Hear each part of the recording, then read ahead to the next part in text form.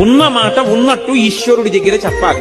అంతేకాని ఆయన దగ్గరికి వెళ్ళి మహానటుడిలా పరమ ఉత్తముళ్ళ నిలబడకూడదు.